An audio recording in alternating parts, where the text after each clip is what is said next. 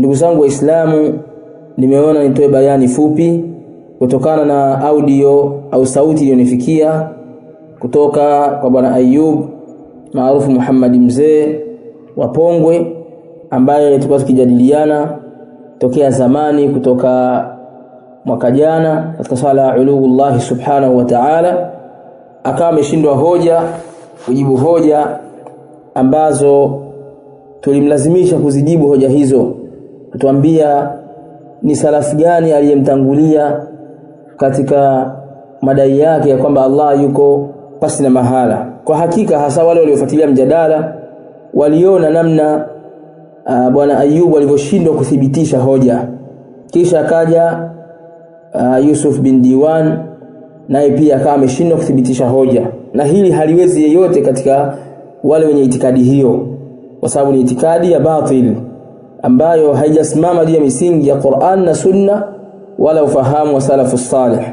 Pamoja na kwamba Bwana Ayub akizungumza huwa anajifakharisha na kudai mbele za hadhira, kwa sababu ndivyo alivyo kupenda kujitukuza na kujisifia kwamba nilimkongota kisawasawa, kimbilia mti mkavu, si kadha wa kadha.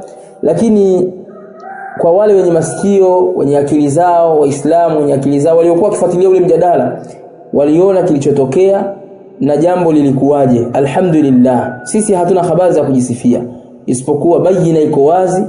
Watu waliona kilichotokea baina ya maneno yake na maneno niliyozungumza mimi. Tukitoka huko tunakuja katika kadhia ya juzi ambaye yeye alikuja kumshambulia Sheikh Abdallah Humaidi wa Mombasa kwa maneno makali kwamba ni chizi, kichaa, mwenda wazimu, kadha wa kadha, maneno ya kashfa na maneno ya chuki. Lakini ikawa ametumia mufti kama farasi wa kupambania kwamba amemtukana mufti. Mimi nilipomsikiliza nikaja kumdifaa Sheikh Abdallah Humaidi kwamba yeye alipokuwa akizungumza yale maneno alikuwa hamkusudii mufti wala alikuwa hamjibu mufti, bali alikuwa anamjibu mtu mwingine asiyekuwa mufti. Bwana Ayubu mpaka sasa ameshindwa kuthibitisha kwamba Sheikh Abdallah Humaidi alikuwa anamkusudia mufti, na wallahi hawezi kulithibitisha hilo. Sasa yeye badala yake akakimbilia kwenye mambo ya Lailatul Maulidin Nabii sallallahu alaihi wasallam na Lailatul Qadri, ajifanya eti atoa hoja huko kwamba toa hoja huku, je walikuwa makhurafi, je walikuwa kadha, je ilikuwa vipi? Sisi tunachokitaka kwako Bwana Ayubu, ukikaa tafakari tunachokuambia, alafu sikiliza kwa makini pointi ya msingi ni ipi. Je, Sheikh Abdallah Humaidi alikuwa pale anamwambia maneno yale mufti? Hiyo ndio shida yetu.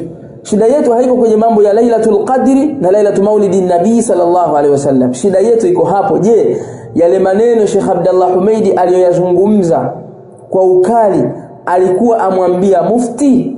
Ndiyo maana nikakwambia kwamba wewe ni mkurupukaji. Zile chuki zako zinavyokuendesha zinakupelekea kukimbilia katika vitu ambavyo havina msingi, unavisimamia na kuona kwamba umeleta hoja ili waoneshe watu kwamba labda una hoja, wewe kiboko wa mawahabi kama wanavyokuita wale wajinga wenzako. Lakini jambo haliko hivyo. Tunachokizungumzia sisi, je, Sheikh Abdallah Humaidi amemtukana mufti? Aljawabu la. Na hivyo ndivyo tabaki mpaka siku ya kiyama. Itabaki hivyo hivyo kwamba Sheikh Abdallah Humaidi kwa yale aliyozungumza alikuwa hamwambii mufti. Hivyo ndivyo na sisi tulitaka watu wajue hivyo. Alhamdulillah, mpaka sasa watu waerevu wenye akili zao washajua kwamba wewe Ayub umevamia mtumbwi na umedumbukia kwenye maji.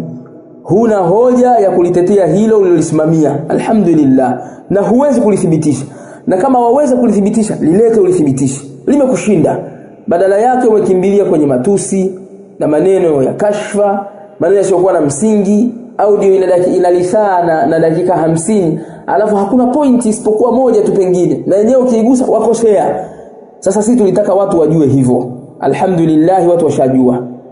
Alafu jambo la pili, alhamdulillah, msikiti wenyewe unaanza kuukimbia sasa. Kwa sababu kwanza sio kawaida yako wewe kurekodia audio chumbani. Maana sauti nilisikia ni ya chumbani. Ajirekodi chumbani huko, msikiti shaukimbia tayari. Sasa sijui kuna nini. Sasa sisi hata ukirekodia huko tutakufuata huko huko. Kirekodia huko kwenye chumbani huko tutakufuata huko huko chumbani.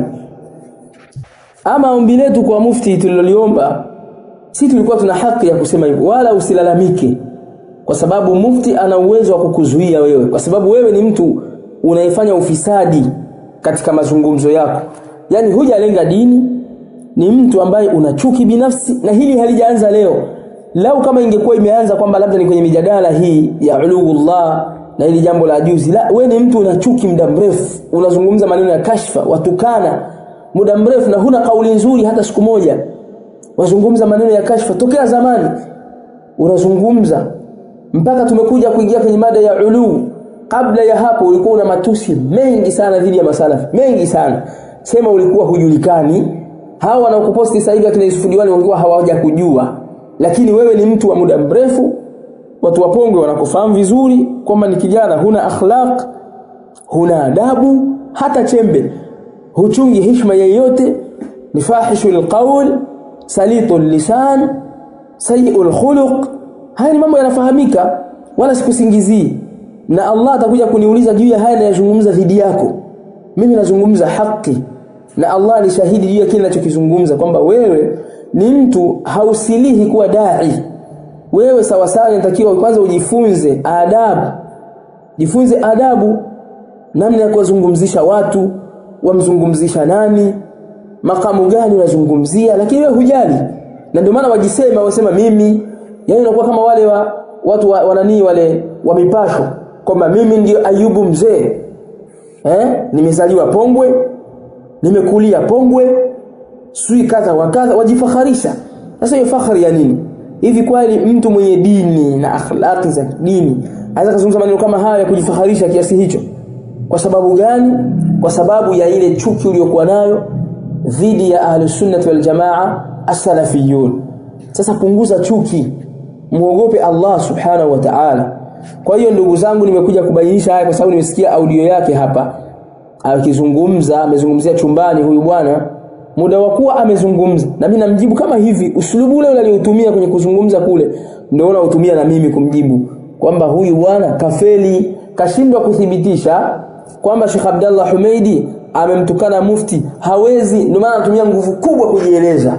Tumia nguvu kubwa kweli kweli kujieleza, kwa sababu maji yamemfikia shingoni. Alhamdulillah rabbil alamin. Lakini pia kijana huyu asipokuwa na adabu, maki sisi tukizungumza kwamba hana adabu, kuna watu hawaelewi.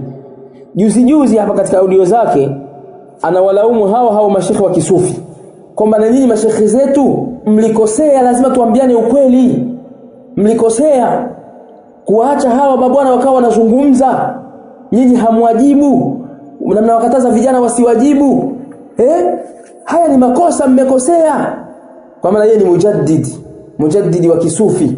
Kuna watu wanaweza kaeka mjadala, lakini mjadala wa kielimu, maneno mazuri, wakazungumza vizuri. Lakini sasa kitendo cha kuwa azungumza lazima utukane. Kwa nini utukane? Mbona watu wengine wanajadiliana vizuri, maneno mazuri, wewe lakini matusi, kashfa na mengineyo yasiyokuwa na msingi katika dini ya Allah subhanahu wa ta'ala. Kwani lazima utukane? Kwani wewe huwezi kuzungumza vizuri? Kuna watu wanapewa lugha ngumu kutokana na vile walivyo. Baadhi ya watu, mtu mmoja kwamba huyu anafaa kupewa lugha hii. Lakini kuna watu lazima uangalie unazungumza na nani. Lakini wewe kila mtu watukana, ukianza kutukana unamtukana kila mmoja, asikukubali wewe. Sasa hizi akhlaq umezitoa wapi? Hata kwenye usufi akhlaq hizo haziko, umeziunda mwenyewe. Sasa inatakiwa ubadilike bwana Ayub. Na najua si kwamba lazima nikubadilishe kwa maneno haya, lakini wale wanaoelewa katika masufi, wale wanaoelewa, wenye uelewa, washajua kwamba Ayubu mzee au Muhammad mzee hana adabu. Ni mtu hana adabu, wala hafai kuzungumza. Wengine wameshindwa kumzuia, na yeye anasema kwamba watu wananiomba nisizungumze, ninyamaze. Ndio wanakereka na wewe, ndio maana wanakuomba, na wanajua hawezi kukuzuia, kwa sababu wewe ushapanga kwamba mimi nitapambana na hawa, lakini kwa maneno ya matusi, kejeli na ufedhuli. Sasa mambo hayaendi hivyo. Takiwa ukae ujitathmini, kwa nini unafanya hivi? Sasa ilikuwa ni tambihi hii ya kujibu yale mashambulizi yake aliyoleta kwenye aliyozungumzia chumbani huko, kwa kunituhumu na kuzungumza kwamba nimeshindwa kuthibitisha hoja. Si kweli. Hoja yetu ya msingi ilikuwa, je, Sheikh Abdallah Humeidi amemtukana mufti? tumekuta kumbe Sheikh Abdullah Humeidi hajamtukana mufti. Hilo ndio kwa tunalitaka na watu washaelewa, alhamdulillah. Nikimalizia bayani hii, kuna jambo analidai huyu bwana kwa kunidhulumu. Anadai kwamba mimi nimemuita mwana haramu. Unajua siku zote mtu akiwa na chuki, hata mazungumzo akiyasikiliza ambayo ni ya hasimu wake, huwa anayachukulia kichuki na hana uadilifu. Ghaliban watu wengi wako hivyo. Miongoni mwa hao ni huyu bwana Ayub. Mimi nilizungumza nikasema huyu bwana anajifanya ana maneno makali dhidi ya watu wengine, lakini yeye akizungumzishwa maneno makali yanamuuma. Nikasema hivi, na sisi tutampa maneno makali, au na mimi nitampa maneno makali. Lakini uslubu kama huu Allah subhanahu wa ta'ala ameutumia kwenye Qur'ani kwa baadhi ya watu makaidi. Nikamtaja Al-Walid ibn al-Mughira, miongoni mwa watu ambao Allah amewataja kwa ubaya na maneno magumu ni Al-Walid ibn al-Mughira aliposema hammazin masha'in binamim manna'in lilkhair mu'tadin athim utullin ba'da dhalika zanim. Mfika hapo ngasema pamoja na yote haya Allah asema huyu bwana pamoja na kuwasumbua kote ni mwana haramu. Sasa wewe bwana Ayubu kilichokushtua kitu gani? Mimi nimetaja wasifu aliyompa Allah subhanahu wa ta'ala Walid ibn al-Mughira ambaye yeye ndiye aliyemuumba, kwamba ni mtu mbea, mtu kadha. Pamoja na hayo huyo mwana haramu. Kwani wewe nimekuita mwana haramu? Mimi sijakuita mwana haramu, lakini kafika hapo kaongea povu la mtoka. Kaniita mwana haramu, tusi kubwa kabisa. Kwanza mimi sikujui. Mimi ninakujua na kujua Ayubu, tunakutana hapa hivi na hivi, lakini mambo ya kukuita mwana haramu yatoke wapi? Tujalie ndivyo kwamba wewe unavodai na ulivyojieleza hivyo. Je, wewe dhambi hili lako? Hili mtu hawezi kulisema kwa kufunguka kiasi hicho kwamba bana huyu kadha wa kadha. Mimi siwezi kufanya hivyo.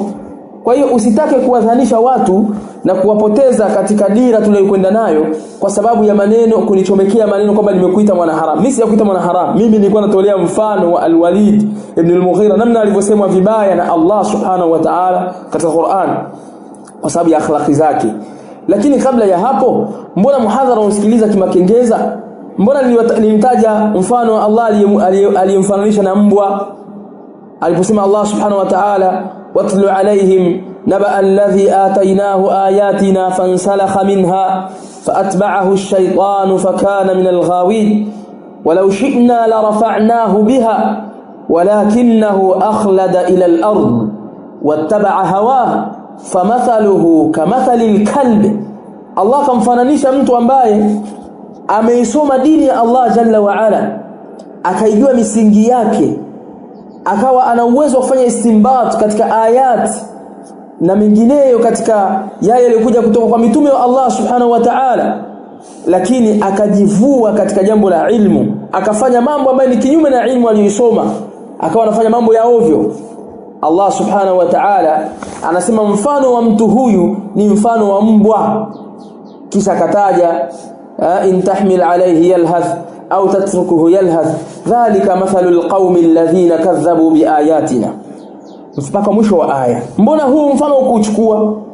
Kwa mimi nilikuwa nataja mifano ya watu makaidi ambao hawaelewi, wakizungumzishwa maneno wanajifanya hawaelewi. Allah subhanahu wa ta'ala amewatolea mifano mibaya katika Qur'an. Sasa wewe usitake kuidhalisha hadhira kwamba nimekutukana kwamba wewe ni mwana haramu. Si kweli, mimi sijakutukana kwamba ni mwana haramu, wala huna ushahidi. Huna ushahidi katika hilo. Na yeyote, mimi naomba watu wachukue muhadhara ule wausikilize kuanzia mwanzo mpaka mwisho. Je, mimi nimesema Ayubu ni mwana haramu? Acha maneno ya uzushi kwa ajili ya kutafuta huruma kwa watu. Wewe inatakiwa uthibitishe ni wapi Sheikh Abdullah Humeidi kamtaja mufti au kamsema mufti na kumtukana.